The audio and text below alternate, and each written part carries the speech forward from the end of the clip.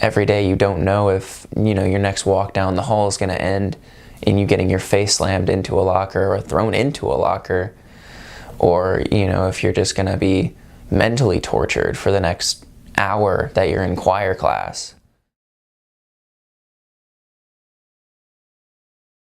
I mean, when you're in first grade, you see like cartoons or whatever where there's a bully, there's the big bad bully, and you don't necessarily understand that that's what's happening at first. You just think, oh, they're treating me really bad because of this thing I do, or because I exist, basically. And it takes a minute to realize that that's what's happening to you. And then you have to deal with the fact that you're the victim of a bully. It really feels the same way as it looks if you saw it. It feels ugly. It limits you from doing so much because you're so afraid and so disturbed and feeling so scared. Much more awful than anyone could imagine if you haven't really been bullied. But really where the fix comes is in getting everybody to understand how it really feels, not just to be ridiculed or cast out or intimidated once, but to feel that every single day. So I think students who are bullied and feel a really low self-esteem,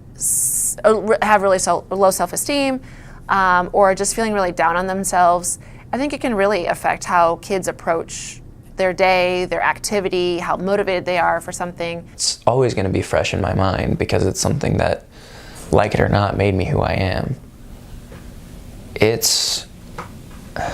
If you've never been bullied, you can't understand.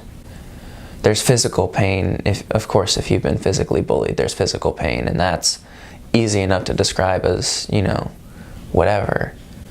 I've had the worst of that. One day at recess, I had my head bashed in against a brick wall and I was bleeding. That's physical and emotional trauma. And I think that a lot of people discredit what emotional trauma does to someone and how much that can really affect you for how long. Even to this day, like years out of the bullying, I still have issues with it. Like I still have a nightmare or two. I still have PTSD from it. I still have anxiety. Like I'm twitching 24/7. If my leg's not jackhammering, then my hand's twitching. It's one or the other, and I have to pick which one I want for that situation. I can't even look at the Jolly Rancher candies anymore, and that was part of something that someone did to me. And it took a long time before I could even be in a room where a teacher passed out Jolly Ranchers as a reward or a motivation technique. So in many ways, when you're a victim of bullying, you're a victim of abuse. Will certainly have an impact on a student's mental health. Being a victim of bullying is most likely going to lead to negative ramifications for that student. Is abuse, and it should be called such. Bullying is almost a fancy term in my mind. It's unnecessary. And I don't think people realize the extent of the damage that it causes. Then those types of situations get referred to an assistant principal. And then it's our job to do the investigation. So the counselor's role would be more along the lines of supporting that student that comes to them. That's still something you have to admit, hey, this person is attacking me. This person is making me feel like I shouldn't even be alive anymore. It's so hard to ask for help because you a lot of times you feel like you should be handling it yourself. It's just another student, right? It should be pretty easy, but it's not. It's not easy to want to ask for help.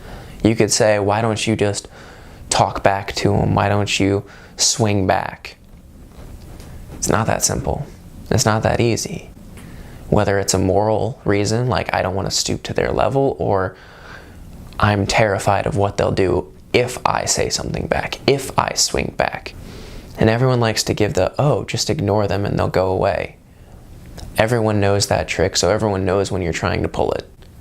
It's not that simple. They know when they're getting to you, whether you show it or not. I think first and foremost, bullies should always be removed from the situation. Prioritize victims first, making sure that their environment is the most comfortable that it can be before action is taken seems like the best first move. There's no one-size-fits-all solution.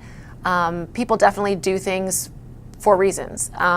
People bully other people a lot of times because of issues that they're having in their lives, self-esteem issues that they might be already feeling. But sometimes punishment equals a harsher punishment for the victim.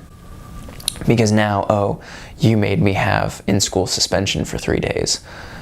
Well, now instead of, me talking trash to you or me beating you up once this week, well, now it's going to be an everyday thing because you made me have in-school suspension. Because everyone doesn't want to admit that there are people out there that just want to control, that just want to take over someone else.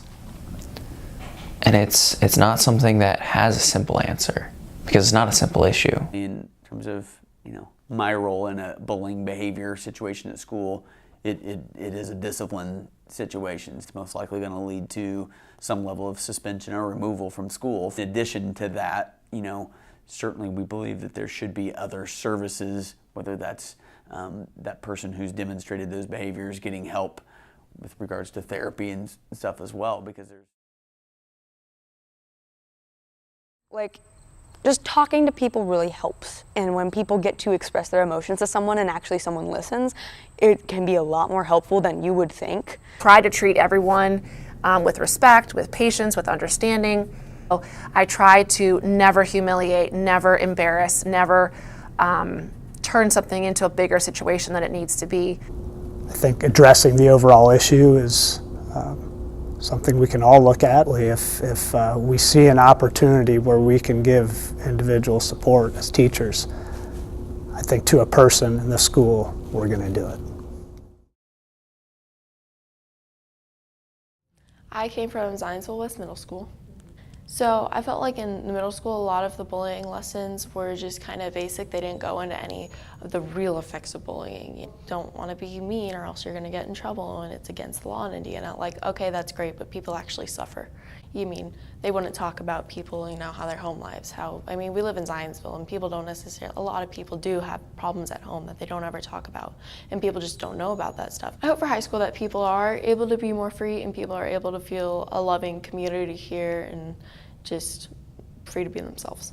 High school is doing all right as far as I can tell, but I think we could definitely progress more. And certainly we're always looking to, we want to support all of our students, so all of our students feel comfortable and have a positive experience here at Zionsville Community High School.